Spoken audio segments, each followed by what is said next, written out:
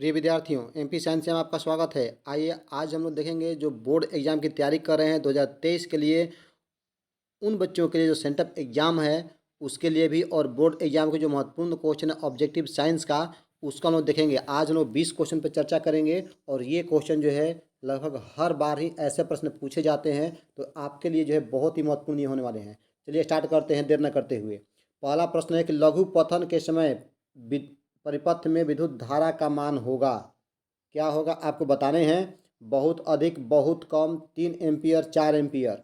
तो उस समय लघु पतन में क्या होता है स्टूडेंट्स कि दो तार आपस में जब सड़ जाता है ना, ऐसे दो तार सड़ जाता है तो शॉर्ट सर्किट उसको बोलते हैं इंग्लिश में। कहते हैं कि तार शॉर्ट कर गया, तो तार शॉर्ट कर जाता है तो जो प्रतिरोध है उसका मान शून्य हो जाता है और धारा का मान बहुत अधिक बढ़ जाता है। तो इसमें ऑप्शन जो है ए जो है बिल्कुल सही है।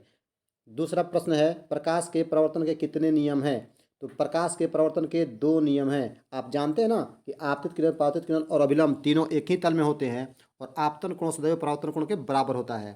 देखते हैं तीसरा प्रश्न है, किसी बल्ब से 220 वोल्ट पर 2 एम्पियर की धारा प्रवाहित हो रही है, तो फिलामेंट का प्रतिरोध कितना होगा ये बताना है। तो स्टूडेंट्स हम लोग जानते हैं ओम के नियम से V बराबर आई आर। क्या होता है V बराबर क्या होता है आई आर होता है। तो R बराबर क्या हो जाएगा बताइए।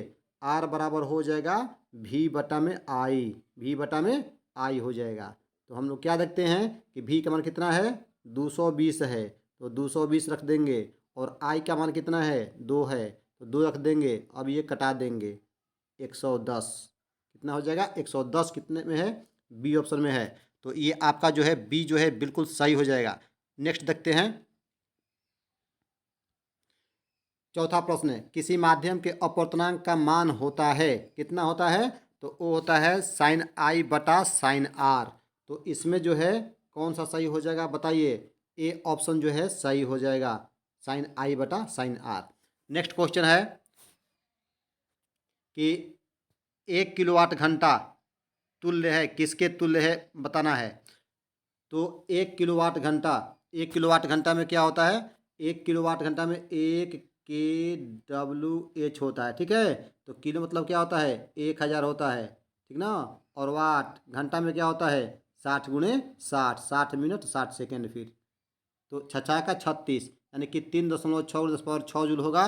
तो ये देख लेते हैं ये किस में है, बी ऑप्शन जो है उसमें उसमें है, ठीक है।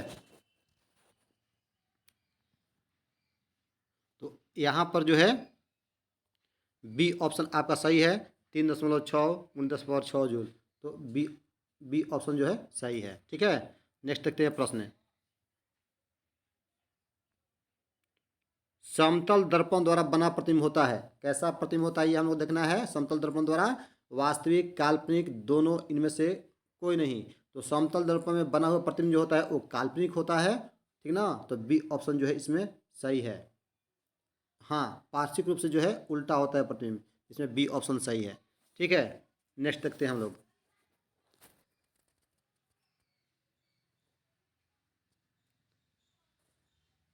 नेक्स्ट प्रश्न है विभवांतर का एसआई मात्रक क्या है।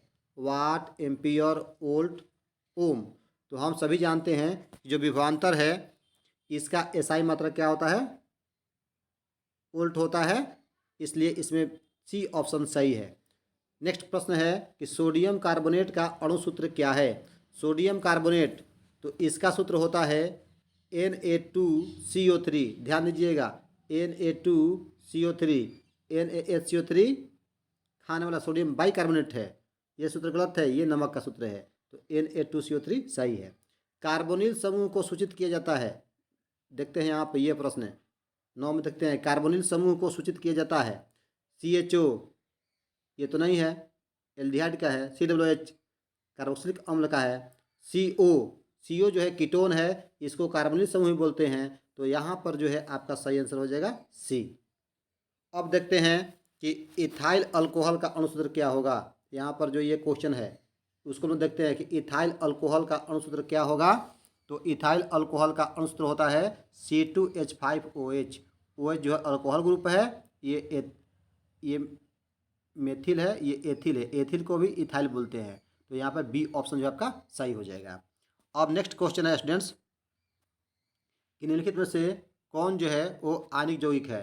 तो आयनिक यौगिक में क्या होता है, आयनिक यौगिक में आयन से बनता है। और एक बात, एक सूत्र अभी हम बता दे रहे हैं आप लोगों को यहाँ पर कि ये जो है जब भी इस तरह से आएगा क्वेश्चन कि आयनिक यौगिक आयन बने, तो जिसमें कार्बन हो जाएगा, देखते हैं हम लोग कार्बन जो है इसमें है, तो कार्बन फर्स्ट चांस की कार्बन वाला तो नहीं है, क्योंकि कार्बन के यौगिक जो होते हैं वो सहसंयोजी होते हैं, ठीक ना।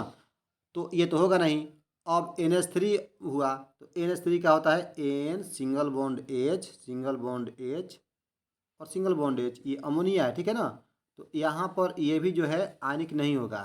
तो तब कौन सा होगा, एक यही बच गया CaCl2, यही आयनिक होगा, क्योंकि कैल्शियम का 20 होता है, 2 इलेक्ट्रॉन दिया हुआ है, Cl2 है, एक एक इलेक्ट्रॉन लिया हुआ है, तो Ca पर प्लस प्लस होता है और 2Cl पर माइनस होता है। तो आयनिक कौन है, CaCl2 सही है। नेक्स्ट क्वेश्चन हम देखते हैं स्टूडेंट्स, आवर्त सारणी के शून्य समूह का तत्व कौन है बताना है हम लोग को, ठीक है। नेक्स्ट प्रश्न देखते हैं कि आवर्त सारणी जो है इसके शून्य समूह, शून्य मतलब जीरो, यहाँ पर जो है निष्क्रिय गैस वाला सब ये है हेने आके जीरे, मतलब कि helium, neon, argon, krypton, xenon, radon. तो ये जो है इसका अष्टक पूर्ण होता है, इसके पास एक इलेक्ट्रॉन, एक कक्षा है, 2 इलेक्ट्रॉन होते हैं। हाइड्रोजन जो है ये नहीं होगा, हीलियम जो है शून्य समूह का तत्व होता है। तो बी जो है वो सही है, हीलियम He। नेक्स्ट क्वेश्चन देखते हैं, मीथेन में कितने ससंयोजक बंधन होते हैं। मीथेन स्टूडेंट्स, मीथेन क्या सूत्र होता है, CH4 होता है, क्या होता है, CH4। तो क्या होगा, C single bond H, single bond H, single bond H और सिंगल बॉन्ड H। कितना बॉन्ड हुआ, 1 2 3 4, 4 हुआ ना।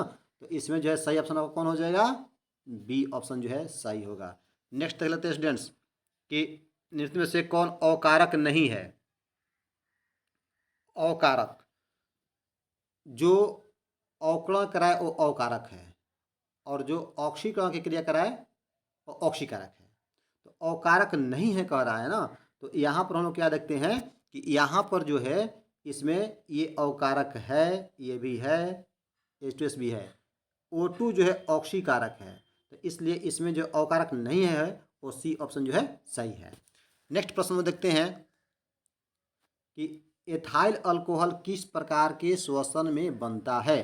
तो आप सभी जानते हैं कि श्वसन वह जटिल प्रक्रिया है जिसमें ग्रहण किए गए भोजन का कोशिका के माइटोकॉन्ड्रिया ऑक्सीडेशन होता है, जिसके पश्चात जो है हमें ऊर्जा मिलता है ATP के रूप में। तो यहाँ पर जो श्वसन है वो 2 प्रकार का होता है, एक अवायवीय और एक वायवीय। तो पहला होता है अवायवीय, मतलब कि जिसमें ऑक्सीजन का उपयोग न हो। तो ऑक्सीजन का उपयोग न हो और ऐसी स्थिति में ये हो तो होता है अवायवीय, जो कि फर्स्ट फेज में ही होता है। ये जो होता है कोशिका द्रव्य में होता है, ठीक ना। ये कोशिका हो गया, ठीक है। तो कोशिका के ये सेंटर हो गया इसका, ठीक है ना। तो इसमें ये कोशिका द्रव्य में होता है, माइटोकॉन्ड्रिया में होता है, माइटोकॉन्ड्रिया में होता है वायवीय। इसमें बी ऑप्शन सही है। नेक्स्ट क्वेश्चन स्टूडेंट्स कि किसमें अलैंगिक जनन मुकुलन द्वारा होता है। ये प्रश्न देख रहे हैं कि किसमें अलैंगिक जनन मुकुलन द्वारा होता है। ईस्ट, प्लाज्मोडियम, अमीबा, इनमें से कोई नहीं। तो मुकुलन क्या होता है, कोई एक मतलब कि जैसे कि ये कोई एक जीव हो गया तो इसके शरीर पर एक उभार बनता है, बड बनता है, और उससे फिर उसका बच्चा बन जाएगा, उसका संतति बन जाएगा।